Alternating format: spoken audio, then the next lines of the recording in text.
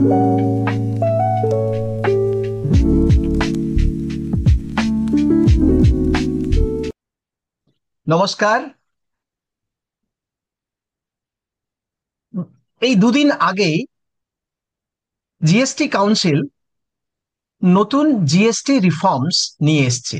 বেশ কিছু, specially GST health এবং লাইফ থেকে অ্যাবলিশ করে দেওয়া হয়েছে ফ্রম 22 সেপ্টেম্বর। এটা আমাদের সবাইয়ের একটা ভীষণ ভাবে ইম্প্যাক্ট করবে। তো কিভাবে ইম্প্যাক্ট করবে এবং এটা কমন পিপল কিভাবে এর বেনিফিট পাবে, সেই সম্বন্ধে আমরা আজকে ডিসকাশন করব। হাই, আমার নাম দেবপম চেল। আমি এই ইন্ডাস্ট্রিতে বিগত 20 বছর কাজ করছি। তো এখন আমি ডেকে নেব ড্রিম লাইফ অ্যাডভাইজারির কর্ণধার শুভ্রকান্তিকে। শুভ্রকান্তি আপনাদের এই ব্যাপারটাকে সুন্দরভাবে বুঝিয়ে দেবে। ওয়েলকাম, শুভ্র। হ্যাঁ, থ্যাংক ইউ দেবম। আমরা এমন একটা টপিক নিয়ে আজকে ডিসকাশন করতে চলেছি, খুবই আজকের দিনে রেলিভেন্ট টপিক এবং একদম এই এই সময়ের একদম খুব হট টপিক একটা, কারণ এটা নিয়ে অনেক দিন ধরে লাস্ট বেশ কয়েক মাস বয়স কয়েক বছর ধরে এটাকে নিয়ে আলোচনা করছিল, কবে জিএসটি উঠবে বা এই নিয়ে অনেকগুলো জিএসটি কাউন্সিলের মিটিংও হয়েছিল, কিন্তু সেভাবে কোনো রেজাল্ট আসেনি। তো অবশেষে আমাদের লাস্টে জিএসটি কি বল কাউন্সিলের যে মিটিং এতে এই যে ডিসিশনটা নেওয়া হয়েছে, এবং অনেক দিনের বলতে পারি একটা রেভলিউশনারি ডিসিশন আমাদের ইন্ডিয়ান গভর্নমেন্ট যেটা জিএসটি কাউন্সিলের মাধ্যমে নিয়েছে, যে কারণ আমাদের অন্যান্য সমস্ত কান্ট্রিগুলোতে হেলথ এবং রিটায়ারমেন্ট এটা সমস্ত কিছু তারা অ্যাজ এ সিটিজেন হিসেবে প্রিভিলেজ হিসেবে পায়। সেক্ষেত্রে আমাদের দেশে তো সেই এ ছিল না অপশন, মানে সেখানে সোশ্যাল সিকিউরিটি, সোশ্যাল যেটা সোশ্যাল সিকিউরিটি। সিকিউরিটি। একদম একদম, এবং এখানে তো আমাদের হেলথ ইন্স্যুরেন্স নিজে নিতে গেলে তার উপরে গভর্নমেন্টকে প্রায় 18% একটা বিশাল। এবং এটা মূলত দেখেছি যারা ধরুন রিটায়ার্ড পিপল, যাদের বয়স 60 হয়ে গেছে, তাদের ইনকামটা লিমিটেড, পেনশন লিমিটেড বা রিসোর্সেস লিমিটেড, তাদের পক্ষে আর তাদের বয়সের জন্য প্রিমিয়ামটা অনেক বেশি হাই, তাদের পক্ষে কিন্তু এই 18% জিএসটি একটা বিরাট বড় ইয়ে ছিল, বোঝা ছিল, যেটা মনে হতো অনেকেই এটা নিয়ে সমস্যা হতো, পলিসি বন্ধ করে দিতে বাধ্য হতো, অনেকে ছিল। তো আলটিমেটলি এমন একটা দিন আসলো যেটা বলতে পারি গোল্ডেন এরা অফ ইন্স্যুরেন্স।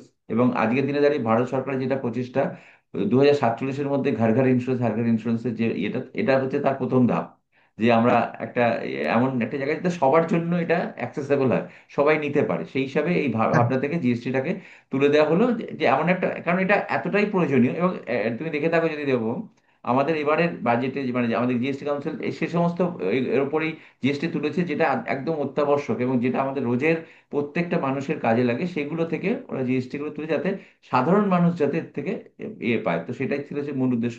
খুব সুন্দর একটা ডিসিশন, বিশেষ করে হেলথ ইন্স্যুরেন্স ইন্ডাস্ট্রিতে 18% জিএসটি, এটা খুবই অনেকের পক্ষে সুবিধা হবে নতুন করে। আর এখনকার দিনে হেলথ ইন্স্যুরেন্স যদি ইএমআই তে নেওয়া যায়, তাহলে সেখানে ক্ষেত্রে 22 সেপ্টেম্বরের পর থেকে যারা নেবে পলিসি, সেখানেতে কিন্তু কোনো জিএসটি ইয়ে থাকছে না। এটা আমাদের অলরেডি সার্কুলারে চলে এসেছে, এবং it will be implemented from 22 September, যেটা আমাদের 2025, সেটা আমাদের চালু হয়ে যাবে। লাইফের ক্ষেত্রে এটা এসছে, লাইফের ক্ষেত্রে টার্ম ইন্স্যুরেন্সের ক্ষেত্রে আমাদের এই জিএসটি 18%। এবং আমাদের আগে নেওয়া হতো কি, যে কনভেনশনাল প্ল্যানের ক্ষেত্রে নতুন পলিসিতে 4.5% এবং রিনিউয়ালিতে 2.25% নেওয়া হতো জিএসটি। তো সেগুলোর ক্ষেত্রে এন্ডাওমেন্ট বা মানি ব্যাকের ক্ষেত্রে যেটা নেওয়া হতো, সেগুলোর কামিং 22 তারিখের পরে যেগুলো রিনিউয়াল ডেট আসছে, সেগুলোর ক্ষেত্রে সবই কিন্তু আমাদের ওই যা জিএসটি আছে সেটা ওয়েভ হয়ে যাবে, আর করে নতুন করে কোনো জিএসটি ওই প্ল্যানটাতে দিতে হবে না। যা যা আছে হেলথ বা টার্ম বা এন্ডাওমেন্ট, সমস্ত প্ল্যানগুলো উইদাউট জিএসটি আমাদের প্রিমিয়াম আবার আফটার ওয়াইজ দিতে হবে। এটা আমাদের যা নতুন সার্কুলার তাতে এসছে। এবার এর মধ্যে কয়েকটা পয়েন্ট বলে রাখি, কারণ যারা আপনারা ভিডিওটা দেখছেন, অবশ্যই যদি ভালো লেগে থাকেন এটাকে লাইক শেয়ার সাবস্ক্রাইব করবেন, অনেককে ছড়িয়ে দেবেন, কারণ এই তথ্যগুলো খুবই ইম্পর্টেন্ট জানার জন্য। কারণ অনেকেই এই ধরনের প্রশ্ন প্রচুর আমাদেরকে করেছে। কোনো যদি প্রশ্ন থাকে অবশ্যই চ্যাট বক্সেতে লিখে দিন, আমরা আপনাদের প্রশ্নের উত্তর আমরা দিয়ে দেবো আপনাদের এই এর মাধ্যমে। আপনাদের যে পলিসি যারা এখন চলছে, তাদের আপনাদের মধ্যে অনেকের প্রশ্ন আসবে, তাহলে আমাদের এই যে যেটা আমার অলরেডি পলিসি চলছে, তাহলে আমার রিনিউয়াল আছে এই মাসে হয়তো 15 তারিখে বা 20 তারিখে, তাহলে আমার 22 তারিখের আগে, তাহলে কি আমি কি করবো, ওয়েট করে যাবো 22 তারিখের পরে দেবো, তাহলে আমার 18% জিএসটি দিতে হবে না। তো আমি উত্তর দিই, এটা already IRDA circular clearly written 22 তারিখের আগে যে কোনো ডেট অফ ইনসেপশন রিনিউয়ালেতে যেটা আছে আরএসটি ডেট, রিস্টার্ট ডেট যদি আগে হয়, তাহলে কিন্তু সেখানে ক্ষেত্রে এই জিএসটির এটা সে পাবে না, তাকে পুরো জিএসটি দিয়েই রিনিউয়াল করতে হবে। ইভেন সে যদি 22 তারিখের পরেও গ্রেস পিরিয়ড সে রিনিউ করে, সে কিন্তু এই জিএসটি ছাড় পাবে না। অতএব তাকে। মানে কারেক্ট, হ্যাঁ, কারেক্ট, কারেক্ট। আসলে আসলে এইটা মনে হয় এই জন্যই করেছে যে ওই পিরিয়ডে tax has been abolished or GST has been made zero from 22nd. So 22nd আগে যে কোনো পলিসি যদি রিনিউয়ালও আসে তাতে 0% হবে না, তাহলে এক্সিস্টিং যে জিএসটি আছে সেটাই লেভি হবে। সেটা যদি ইয়েও হয়, মানে সেটা যদি কেউ ইয়ে পিরিয়ডে, ওই যে গ্রেস পিরিয়ডে। হ্যাঁ গ্রেস গ্রেস পিরিয়ডেও পিরিয়ডে। করে, কিন্তু তার তো এখন পলিসিটা এখন অনুযায়ী যে তার পলিসিটা চালু থাকবে ওই দিন থেকে, গ্রেস পিরিয়ডটাও চালু হবে। তো গ্রেস পিরিয়ডটা যেহেতু 22 তারিখের আগে পড়ছে, তার জন্য মানে 22 তারিখের পরেও যদি কেউ ইয়ে করে, তার জন্য 22 তারিখের আগে যেহেতু গ্রেস পিরিয়ডটা স্টার্ট হয়ে যাচ্ছে, আর সেই দিনে জিএসটি টা 18% আছে, তো সেটাই কন্টিনিউ করবে আমার মনে হয়, তাই এইভাবেই করেছে আর কি। একদম। এবং এবং সব থেকে বড় যেটা হচ্ছে কি, আমরা সাজেস্ট করবো তাদেরকে, যাদের পলিসি আছে অবশ্যই করে নিন। এই ভাবনা থেকে রাখবেন না পলিসিটা যে পরে করবো হয়তো ছাড় পাবো। তাতে সমস্যা যেটা হচ্ছে যে যাদের ক্ষেত্রে ওই গ্রেস পিরিয়ডে হেলথ ইস্যুর ক্ষেত্রে যদি কোনো ক্লেম এসে যায় বা কোনো সমস্যা এসে যায়, ভর্তি করার দরকার পড়ে, তাহলে ক্লেম পাওয়া যাবে না। এবং কোম্পানিও কিন্তু, ইন্স্যুরেন্স কোম্পানি রিনিউয়াল করতে অনেক সমস্যা তৈরি করতে পারে। তো সেক্ষেত্রে সাজেস্টেবল যে আপনারা এই বছরের আগের জন্য আপনারা অবশ্যই পে করে করে নিন। নেক্সট বছর থেকে আপনার যখন রিনিউয়াল আসবে, আপনার সেখানে ক্ষেত্রেও কিন্তু আপনারা এটা এই বেনিফিটটা পাবেন। এটা এটা নিয়ে করে নতুন যা পলিসি লগ ইন হবে আফটার 22 তারিখের পরে, সেখান থেকে সমস্তই, এবং রিনিউয়ালও যেগুলো 22 তারিখের পরে আছে, সেই সমস্ত কিছু ক্ষেত্রে কিন্তু আমাদের এই নতুন জিএসটি যে এটা আছে ওয়েভার, সেটা অ্যাপ্লিকেবল হবে। এবার এখানে ক্ষেত্রে একটা জিনিস বলে দিই, প্রশ্ন যারা, আজকে আমরা যখন ভিডিওটা বানাচ্ছি, আজকে আমরা যে ডেটে বসে আছি, এখনো প্রায় 15 দিন বাকি আছে 22 তারিখে আসতে। সেখানে ক্ষেত্রে এই পিরিয়ডের মধ্যে যদি কেউ নতুন পলিসি নিতে চায়, সেক্ষেত্রে সে ওয়েট করে যাবে, কারণ রিস্ক তো কারোর ওয়েট করে না। আর আমাদের হেলথ ইন্স্যুরেন্স পলিসি Correct, কিন্তু ডে 1 থেকে আমাদের রিস্ক কভারেজ ইয়ে থাকে, মানে যদি কোনো অ্যাক্সিডেন্টাল কোনো ক্লেম হয়, তাকে যদি হসপিটাল ভর্তি করা হয়, তাহলে কিন্তু যেদিন সে পলিসি নিচ্ছে, সে তার তার রাত্রি 12টার পর থেকে কিন্তু সে কভারেজ চালু হয়ে correct, যায়। তো সেক্ষেত্রে correct, সেক্ষেত্রে correct. অ্যাডভাইসেবল, এখন সব কোম্পানি নয় কিন্তু কিছু কোম্পানি, আমি কোনো কোম্পানির নাম বলবো না, তারা কিন্তু অলরেডি প্রিভিলেজড ওই ডিসকাউন্টেড প্রিমিয়ামের অপশন নিয়ে এসছে। আপনারা চাইলে কিন্তু এই 22 তারিখের আগেও চাইলে ওই ডিসকাউন্টেড প্রিমিয়ামে জিএসটি ছাড়া আপনি এমনি প্রিমিয়ামের পলিসি উইদাউট জিএসটি আপনি পলিসি নিতে পারবেন। এবং সেই হিসাবে তারা সেই স্ট্রাকচার আইআরডি অ্যাপ্রুভ করে নিয়ে এসছে আপনাকে, সেইভাবে ওই ডিসকাউন্টটি কিন্তু 18% আপনি পেয়ে যাবেন যদি এই 22 তারিখের মধ্যেও আপনি নেন। এবং সবথেকে মজার ব্যাপার, এবং এর সাথে যদি আপনি মাল্টি ইয়ার নেন 3 ইয়ার্স, তাহলে ক্ষেত্রে সেখানে ক্ষেত্রে আপনি প্রায় 28%-এর মতো, 18 আর 10% হচ্ছে multi year discount for 3 years payment, সেটা আপনি পেয়ে যেতে পারেন। তো এটা একটা বড় হুম। জিনিস। আরেকটা এটা জিনিস বিরাট বলে দিই। একটা বড়। এবং হুম। দেবম, যেটা হচ্ছে যে আমাদের এই তথ্যটা কেন বলি, মাল্টি ইয়ার নেওয়ার জন্য আরো কতগুলো জিনিস আমি একটু ইনফরমেশন দেবো আপনাকে যারা দেখছেন। সেটা হচ্ছে যে একটা বড় জিনিস আছে, সেটা হচ্ছে জিএসটি ইনপুটস। এটা বলা দরকার যে, কারণ জিএসটি যে 18% নিতে, অ্যাকচুয়ালি এটা তো পুরো সরকারের কাছে যেত না। এখানে ক্ষেত্রে ইন্স্যুরেন্স কোম্পানিগুলো তার খরচা বা তার অ্যাওয়ার্ডস, তার এক্সপেন্সেস সমস্ত কিছু করার পরে যে পার্টটা থাকতো, সেটা সরকারকে পে করতো। তো সেখানে ক্ষেত্রে একটা বড় টাকা কিন্তু এখান থেকে তাদের ইয়ে হতো। তো যেহেতু এই পার্টটা থাকবে না, অতএব সেখানে ক্ষেত্রে কিন্তু এই টাকাটাও তার পাওয়ার অপশন থাকবে না।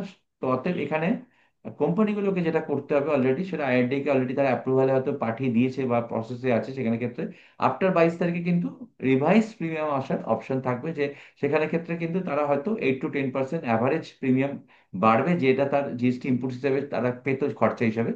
তো কাস্টমার কিন্তু 8 থেকে 10% ছাড় পাবে অবশ্যই, যেটা আগের ছিল তার থেকে অনেকটাই কমবে প্রিমিয়াম।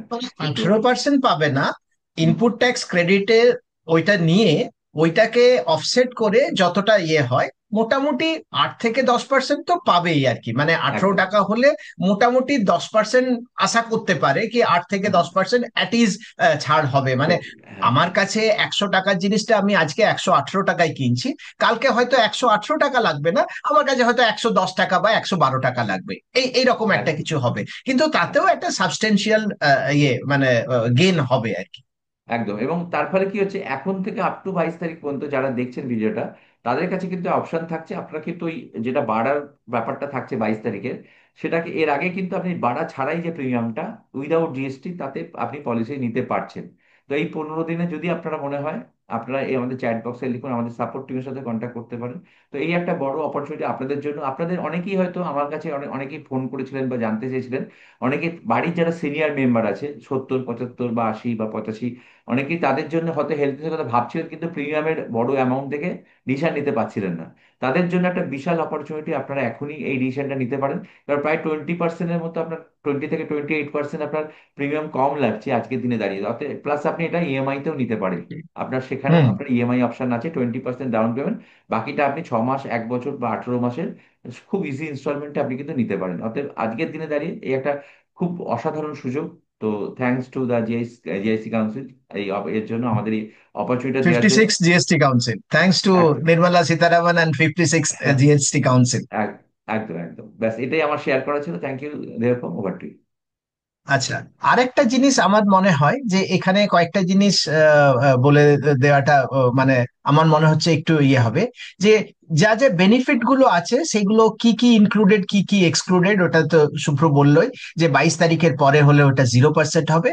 22 তারিখের আগে পর্যন্ত যদি আপনারা রিনিউ করেন বা নতুন কোনো পলিসি নেন, তো আপনাদের উপরে হেলথ ইন্স্যুরেন্সের উপরে 18% চার্জ হবে, এটা প্রথম।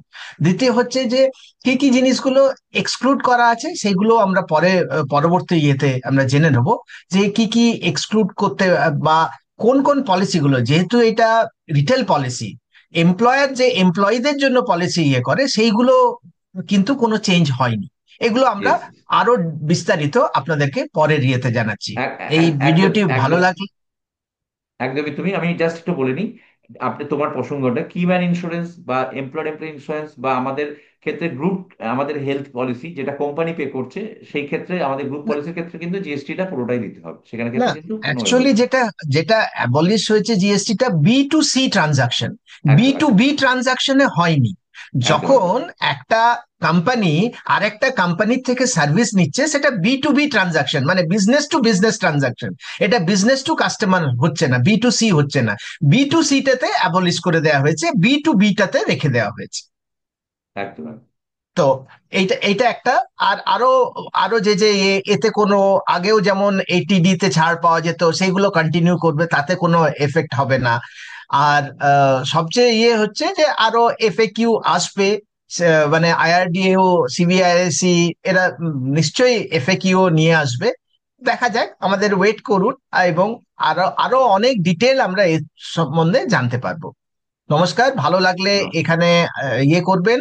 আর আপনাদের যদি কোনো কোয়েশ্চেন থাকে, কোয়েরি থাকে, আপনারা লিখুন, এবং আমরা চেষ্টা করব আমাদের পরবর্তী ভিডিওতে সেগুলোকে ইনক্লুড করে নেওয়া। নমস্কার। নমস্কার।